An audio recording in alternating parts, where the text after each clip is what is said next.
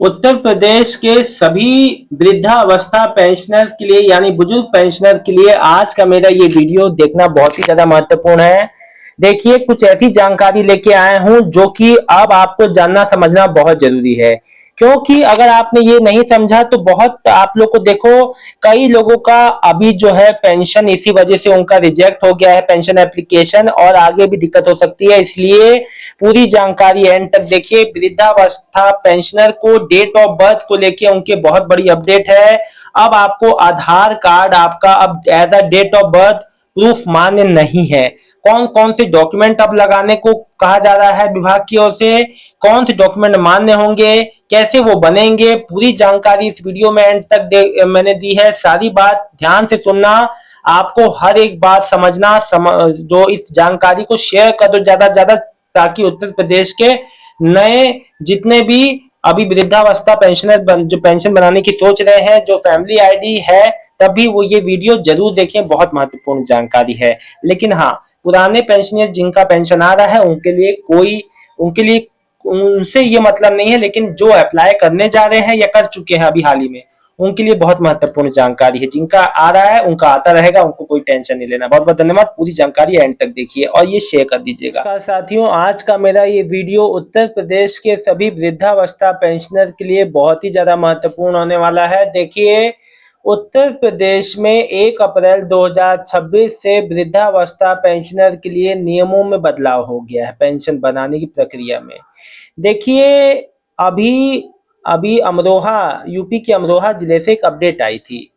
उसमें बताया गया था कि लगभग जो केवल एक जिले से 2500 आवेदन को रिजेक्ट कर दिया गया। कारण था अब वो नए तरीके से उनको री अप्लाई करने को कहा गया। यानी कि आज देखो, मैं आपको जो नया तरीका है, यानी कि अब नए तरीके के हिसाब से आपको अपने डेट ऑफ बर्थ की प्रूफ के लिए आपका आधार कार्ड का डेट ऑफ बर्थ मान्य नहीं होगा। आपको हाई स्कूल की मार्कशीट या परिवार रजिस्टर्ड की प्रमाणित कॉपी देनी पड़ेगी। अब समझो कि आधार कार्ड की बजाय आपको हाई स्कूल की मार्कशीट है, वो तो आपको समझ में आ रहा है कि चलो भाई हाई स्कूल की मार्कशीट देनी है, अब आपको समझ में आ रहा है। लेकिन ये परिवार रजिस्टर क्या है, परिवार रजिस्टर क्या, जो प्रमाणित कॉपी क्या होती है, आप लोग बार बार सुन रहे होंगे। आज मैं आपको डीपली एक्सप्लेन करूंगा ये है क्या। देखो, उत्तर प्रदेश में परिवार जो रजिस्टर का मतलब जो होता है, वो जो ग्राम पंचायत या स्थानीय निकाय, जो नगर पालिका या नगर निगम द्वारा रिकॉर्ड किए गए आपके परिवार के सदस्यों की आर्थिक सूची है, आधिकारिक सूची है। यह ग्राम सचिव अधिकारी द्वारा हस्तांतरित जो है जो है, मतलब कि ये एक ऐसा डॉक्यूमेंट है जो यह प्रमाणित जो करता है कि आपके परिवार में कौन कौन सदस्य है। परिवार रजिस्टर के मुख्य कुछ बातें बताता हूँ। इसमें परिवार के मुखिया, सदस्यों का नाम, उम्र और उनके साथ संबंध दर्ज होते हैं। और यह सरकारी तौर पर सत्यापित रिकॉर्ड होता है, जिसका अक्सर नकल कहा जाता है। अक्सर इसको नकल कहा जाता है। इसका उपयोग सरकारी योजनाओं का लाभ लेने, राशन कार्ड, आय, जाति प्रमाण पत्र, स्कूल में प्रवेश या विरासत के दावों के लिए अनिवार्य है। अब ये पेंशन में भी जरूरी हो गया है, वृद्धावस्था पेंशनर में। देखिए, मैं आपको बता दूं ये जो कहाँ से मिलता है, कहाँ से बनेगा। ग्राम सचिव से ग्राम पंचायत अधिकारी बनाएंगे, है ना, जो पंचायत भवन में, या यूपी पंचायती राज जो पोर्टल पे ये आप जो बनवा सकते हैं।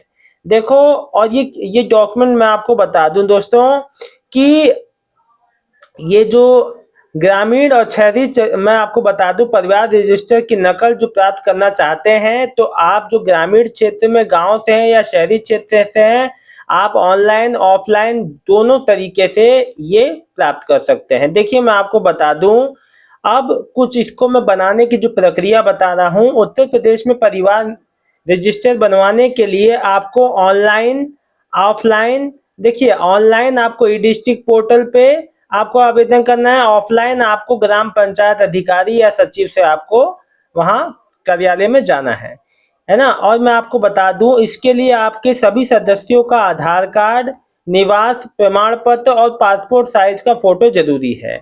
यह पंचायत सहायक व या जो ग्राम विकास अधिकारी के माध्यम से बनता है, ठीक है।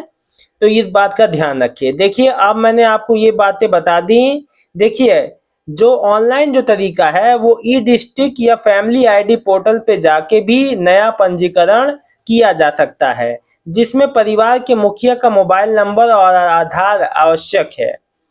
आवेदन के बाद सामान्यतः 15 से 30 दिनों के भीतर ये डॉक्यूमेंट प्राप्त हो जाता है, ठीक है ना।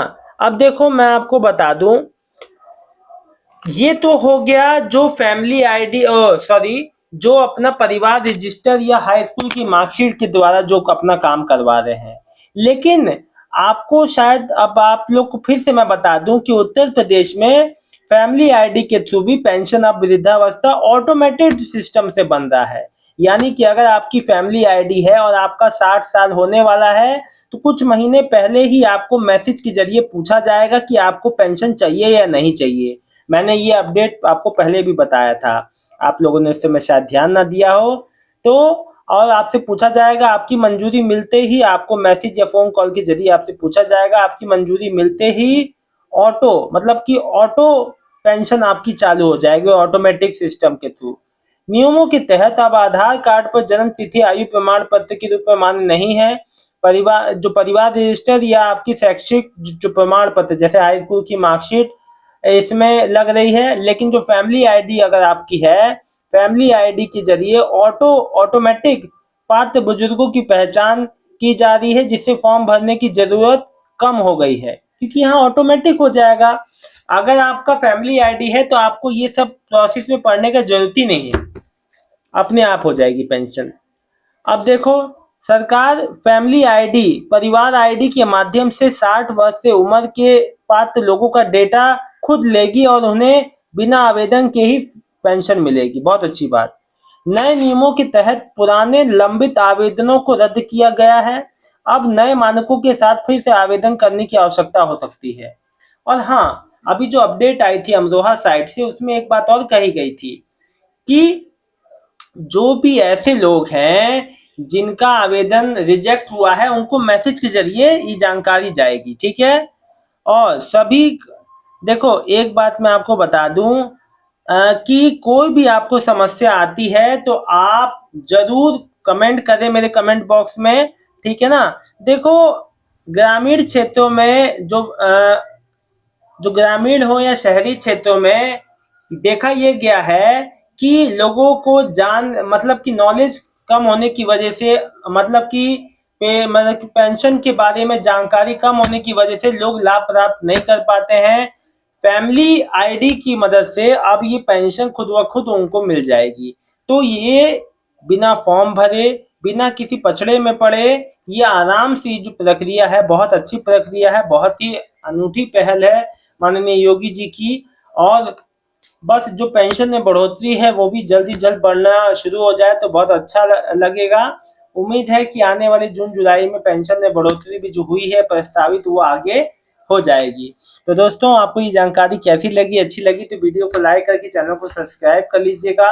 उत्तर प्रदेश के सभी वृद्धावस्था सभी बुजुर्ग जो पेंशनर्स का बहुत बहुत धन्यवाद। कोई भी आप लोग को पेंशन से रिलेटेड समस्या है तो कमेंट करके जरूर बताएं। और हाँ, पहली किस्त आनी है तो बैंक में डीबीटी जरूर कराएं। पेंशन बनवाने से पहले अपना बैंक में डीबीटी जरूर चेक करवा लें कि एक्टिव है या नहीं, क्योंकि उसके बिना पेंशन नहीं आती। धन्यवाद।